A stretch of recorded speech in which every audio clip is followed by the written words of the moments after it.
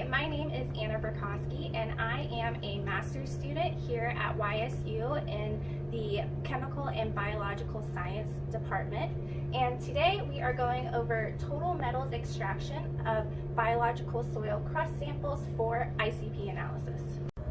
Any glassware that we use today in the lab must be washed in a 10% hydrochloric acid wash bath for at least 24 hours, and any metal spatulas that we use must be soaked in the same bath for at least 15 minutes before use.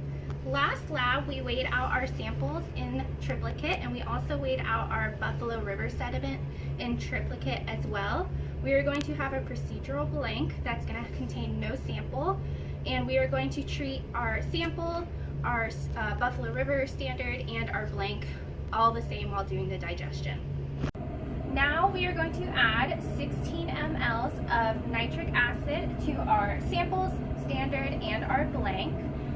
We are going to do this under the fume hood with proper eyewear and gloves, and we are going to let this sit at 16 hours at room temperature, and this is called our pre-digestion.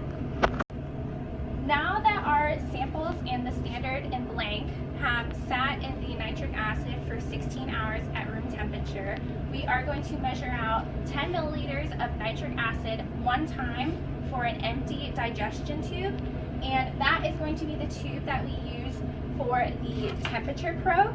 This will tell us the temperature during our digestion.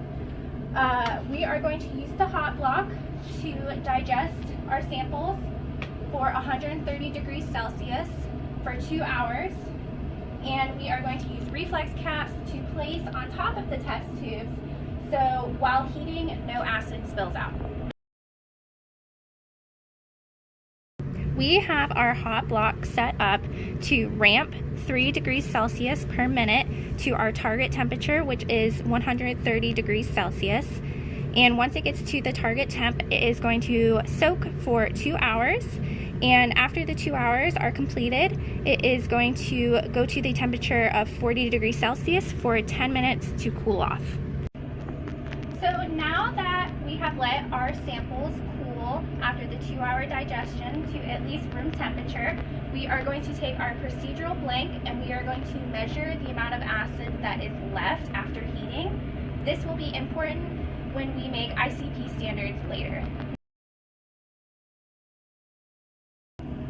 Now that we have measured the amount of acid that is left over from our first digestion, we are going to measure out 10 milliliters of nitric acid and add it to our standards, our blanks, and our samples.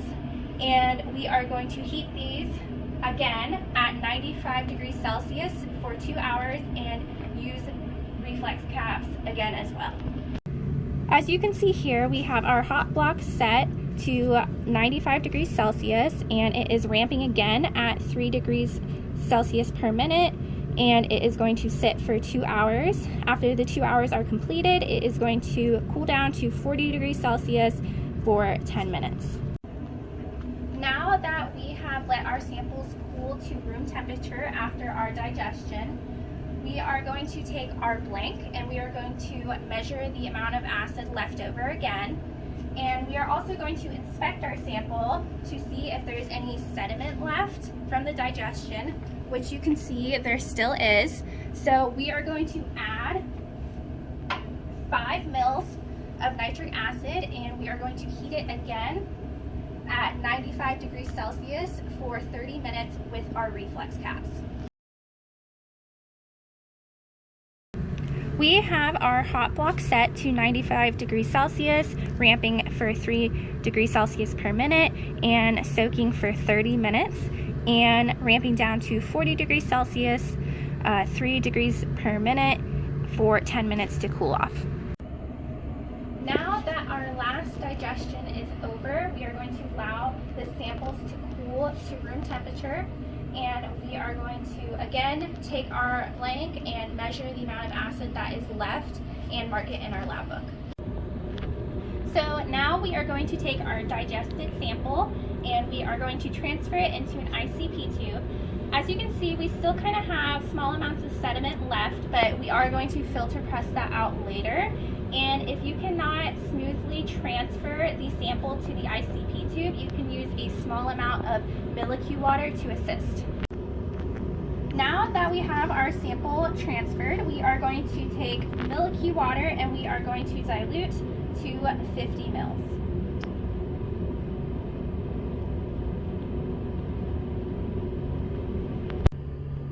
Now that we have our sample diluted to 50 mils, we are going to take our filter press, and we are going to plunge out the particulates. Be careful while doing this because sometimes it can spray out a little bit, so make sure you use proper eyewear.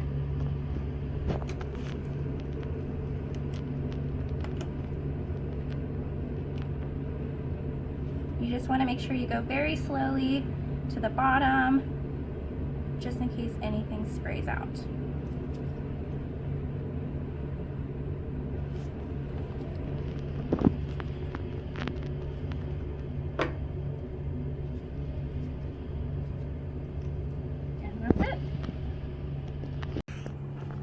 So now that we have everything transferred to ICP tubes and pressed, we have labels switched on, and we are going to store it in the fridge for ICP analysis.